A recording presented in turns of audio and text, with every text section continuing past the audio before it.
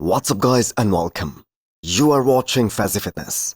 So let's start this video with Keone Pearson, the reigning 212 Olympia champion, whom many people out there believe is right now the best physique in the entire pro league across all divisions. Now it is so scary to realize how detailed and grainy the man is looking right now with 8 more weeks to go, especially when we compare him to this same point in time last year. And even crazy fact is that even that Olympia physique from last year, that was the craziest physique and the most dominant physique of that entire Olympia weekend last year. So all people talk about is Keone's incredible X-frame, his insane V-taper, which is the best in the world. But his hamstrings, which were one of his weakest points, they have came up so much that they are some of the craziest right now in the entire sport of bodybuilding.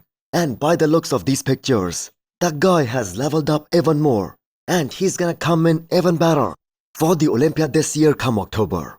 So if you have followed Keone's career, you must remember that the time he decided to skip the Olympia despite qualifying in the 212 and then coming back next year, looking the worst he has ever looked. He was totally off that year, and if I'm not mistaken, he placed 14th at the Olympia that year.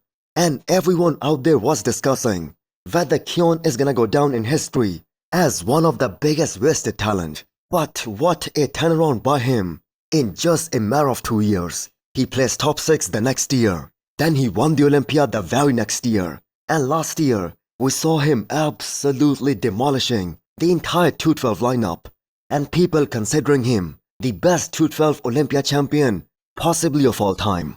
So is there any doubt that the title number 3 is loading for Keone in October? Now, it's a very simple fact at this point that the fans and the people out there, they do not care how many more Olympia titles in the 212 Keone Pearson wins, because at this point the man is simply in a league of his own. And all the fans out there, they care about one thing: when Keone Pearson is gonna make that switch to the men's open bodybuilding, because that is where he belongs, and they wanna see him compete against the best of the best in the world. Before you scroll or blink too hard, have you subscribed yet? Please don't make me bring out the emotional blackmail. Hit that subscribe button and turn on the bell icon. It's free, it's painless, and that makes me look way cooler than I actually am.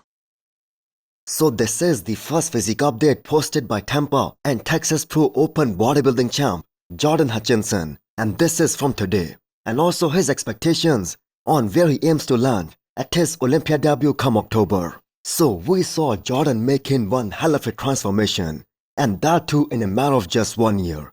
He put on a solid 10 pounds of muscle, which is so unbelievable, especially at that level.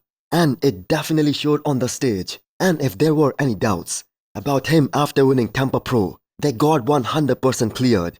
The way he was able to dominate the Texas Pro show, because he won that show with so much domination and with perfect scores. Now Jordan can 100% rival the top Olympians in one aspect: his crazy conditioning, amazing detail. He can rival anyone in the entire pro league right now. I mean, only Derek Lunsford. He has those crazy shredded glutes and the hamstrings from the back that we just witnessed from Jordan Hutchinson. And we have to keep in mind, he's also a very young guy who is continuously improving. And even a guy like Jay Cutler, the 4 times Olympia champion, he gave this opinion that he can give those top 4 Olympians a run for their money sometime in the future. But the question this year is that, can Jordan be in that top 10 at this year's Olympia? Well, the fact is he has to beat guys like Rafael Brandao, Regan Grimes, possibly a couple of others in order to accomplish that. And we know Jordan can surely outcondition both these guys by a huge margin. So that right there is a very realistic expectation set by him for his Olympia debut. But at this point, we really do not know how long he can continue to put on muscle, especially at this pace. Because if he's successful in making a similar transformation next year too, there is no reason to doubt that he can 100% move up in those Olympia placings, and maybe he can go all the way in that first call out. And the most shocking thing is that he's only 29 years old. So he has a very good overall symmetry, and history has shown us that the condition always gets rewarded, especially at the Olympia stage. So it is so unbelievable that he wasn't even planning to do Tampa Pro. His initial plan, that was going for Texas Pro. And he decided to do that show at the very last minute. And he absolutely smashed it.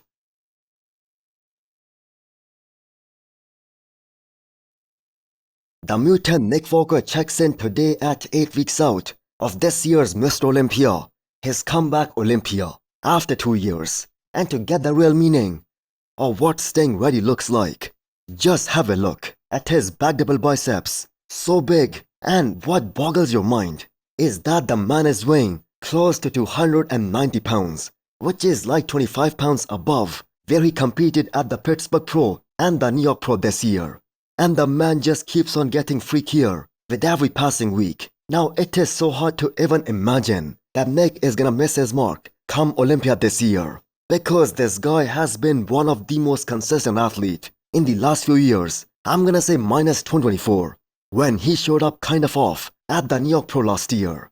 So the tables have turned pretty damn fast. Nick went from a guy who people were saying was gonna have a hard time beating Martin Fitzwater at the Pittsburgh Pro, to a guy who can potentially fight for the Olympia title. But that being said, in order for him to win the Olympia, he needs some help from the other top 3 guys, especially Samson Dauda. And Nick himself admitted that in order for him to beat Samson has to come in off, which again we all know is a very big possibility. But more than that, aren't we all more fired up to see the rematch between him and Derek?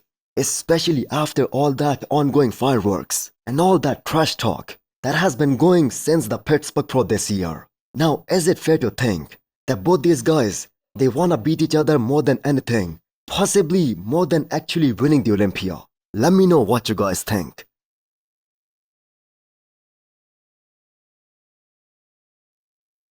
Next up, we have an 8 weeks out physique update from Nile Darwin, the guy who many fans and experts believe is gonna be the breakout star at this year's Olympia in Classic. So he can 100% climb up those Olympia ranks and take out some big names that aren't even considering him a threat.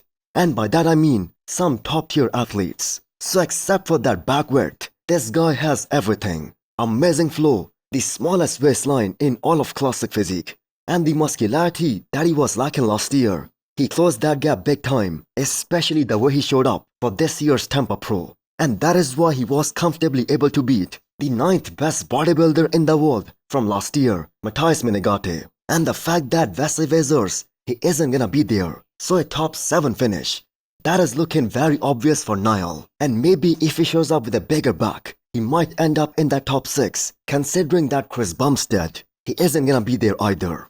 But we know one of those spots that is also gonna be taken by Logan Franklin, possibly Matt Gregor too. Now don't get me wrong when I talk about his back. He did bring up his back big time from last year to this year. But it's a totally different ball game when you stand next to a guy like Terence Ruffin or Ramon Dino or Mike Sommerfeld, who all have some of the best backs in the entire Classic Physique division. So we have been saying this even before he won Tampa Pro, that he's among the best talent to emerge in Classic Physique division last year. And with his crazy aesthetics and his ability to come in super dry and absolutely shredded, sky can be the limit for him. So this marks the start of the offseason for Nathan D'Asha after the most unsuccessful year of his career so far. Because as far as I can remember, there hasn't been a single year where Nathan was unable to add a pro win to his resume. So that hot talk, calling out the judges after Dubai Pro, that did cost him a lot. Because many of us did not agree with the judges, placing him 3rd behind Bruno Santos at this year's Portugal Pro. Now Nathan is an amazing bodybuilder. He has the most number of pro wins out of all the guys who are active today in the Pro League. But with every passing year, more and more of that young talent that is coming up. And there was simply no logic behind him saying that he should have won Dubai Pro. But now that it's in the past, Nathan is gonna just look forward to next year and see where he can possibly improve. For the record, he looked arguably at his all-time best at this year's Dubai Pro show, and maybe that hit him the most. That even him being at 100%, that only got him 4th place. So curious to know what feedback did he get from the judges after Portugal Pro, because Bruno Santos beating him, that was a big shocker for all of us. So hit the thumbs up button if you liked the video and smash the subscribe button if you wanna come back for more. Thanks for watching.